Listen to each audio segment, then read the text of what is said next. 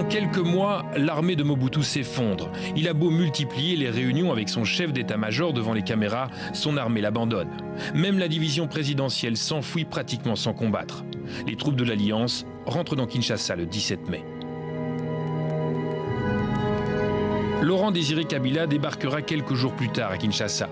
Il prêtera serment devant le peuple enthousiaste. Laurent Désiré Kabila, président de la République, je jure fidélité à la nation. Mais le peuple comprend rapidement que Kabila ne partagera pas le pouvoir non plus. Kabila se brouille avec ses alliés rwandais et angolais qui retirent leurs soldats. Une nouvelle rébellion apparaît à l'Est et en Équateur. Les Congolais s'entre-déchirent à nouveau.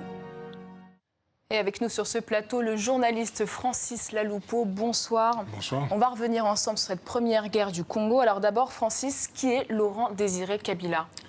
Laurent Désiré Kabila est une de ces figures mythiques des mouvements de libération à l'époque des indépendances. Alors, on a peint évidemment Laurent Désiré sous divers angles. Chef de mouvement rebelle, maquisard, on a parlé des maquis mythiques à l'est de la RD Congo, dont il était l'un des membres, maquis de résistance contre les pouvoirs qui ont été instaurés au Zaïre, au Congo en tout cas, après les indépendances. Alors, c'était à la fois le chef de mouvement rebelle armé, qui se battait pour l'indépendance, mais en même temps qui ont combattu ensuite les régimes instaurés, notamment le régime Mobutu, dont il a été un opposant parfaitement constant pendant plusieurs années. Alors, il se présentait évidemment comme un militant marxiste, ce qui est important pour l'histoire, parce qu'il bénéficiera plus tard, de manière contradictoire, paradoxale, de soutien des États-Unis, au moment où donc il crée la FDL, l'Alliance des forces de libération du Congo, qui visait très nettement donc à renverser le régime de Mobutu.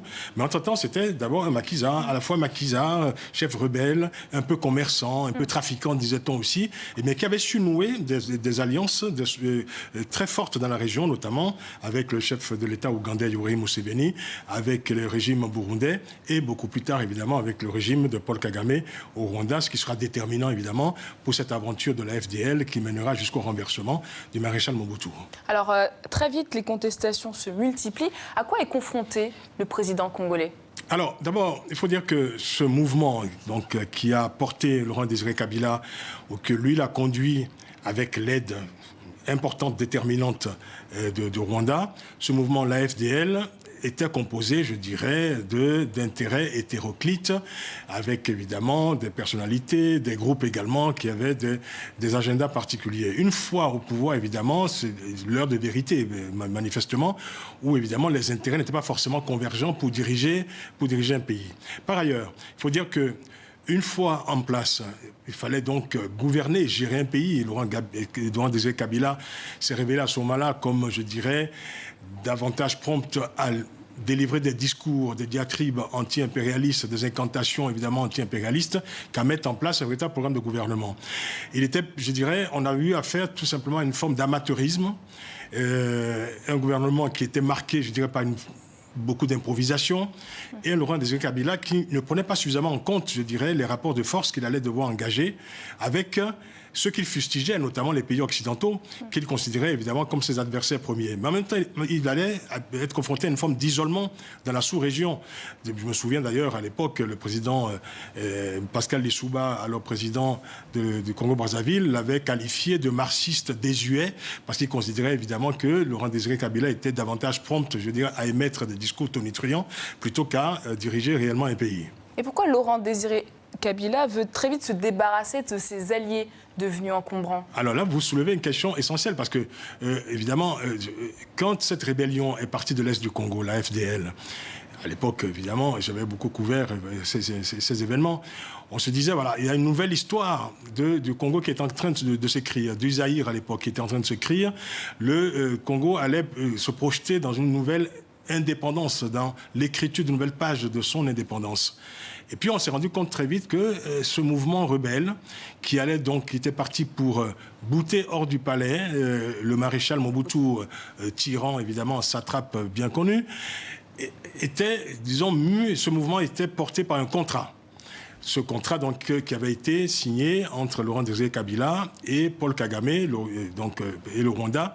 Le Rwanda qui avait ses intérêts particuliers aussi, c'était d'abord de débarrasser l'Est de la RD Congo des mouvements des Hutus génocidaires qui s'y étaient réfugiés, les fameux Interamwe. Et par ailleurs, il était entendu qu'une fois à Kinshasa, il y aurait une forme de co-gestion de l'État congolais par à la fois Laurent Désiré Kabila et les Rwandais. D'ailleurs, la plupart des grands officiers qui faisaient partie de la FDL étaient des Rwandais. Le directeur de cabinet de Laurent Désiré Kabila était également rwandais, James Kabarebe, et aussi, je dirais, tous ces conseillers qui l'entouraient. Mais une fois en place, évidemment, cette architecture avait été dénoncée très vite par les Congolais. Et Laurent Désiré Kabila, donc confronté à une opinion, disons, réfractaire, je dirais, à cette architecture gouvernementale, s'était mis donc à dénoncer donc ce fameux contrat qui pèse encore aujourd'hui sur le sort des Congolais. Alors rapidement, Laurent Désiré Kabila est assassiné le 16 janvier 2001.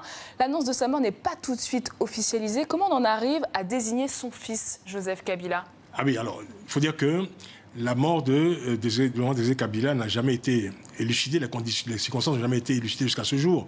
Et on a parlé évidemment de cet enfant soldat qui aurait tiré sur Laurent Désiré Kabila. Il y a eu des procès retentissants de dizaines de personnes accusées d'être, disons, membres de ce fameux complot qui aurait donc conduit à la mort de Laurent Désiré Kabila. Cela restait mystère. Mais on a mis en place effectivement, juste après la mort de Laurent Désiré Kabila, un comité de crise qui a désigné son fils, et un comité de crise qui avait d'ailleurs affirmé que Laurent Désiré Kabila avait lui-même désigné ce fils, Joseph Kabila, comme son héritier. Merci beaucoup, Francis Laloupeau, pour cet éclairage historique. Merci. Merci à vous. C'est la fin de ce journal. On se retrouve demain.